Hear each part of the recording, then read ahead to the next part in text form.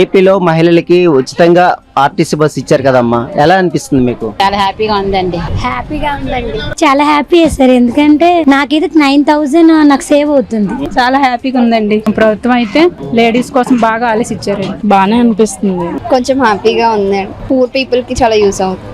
చాలా హ్యాపీ అనిపిస్తుంది. ఛార్జీలు కూడా తగ్గుతాయి కదా, తన పేరు చెప్పుకుంటారు అంతే. హ్యాపీగా అనిపిస్తుంది. పేదవాళ్ళకి అయితే బాగా బెనిఫిట్ అని అనుకుంటున్నాను. బాగుంది బాబు, చాలా సంతోషంగా ఉంది, చాలా బాగుంది సార్. ఆధార్ ఉంటే మనం ఎవరైనా ఇన్ టైం కి కాలేజ్కి వెళ్ళొచ్చు, ఇన్ టైం ఆఫీస్కి వెళ్ళొచ్చు.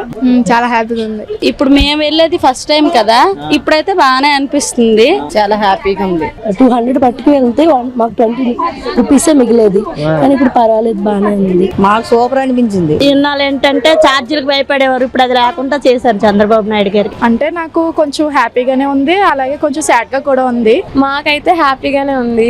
హ్యాపీ అనిపిస్తుంది. చాలా సంతోషంగా ఉందండి.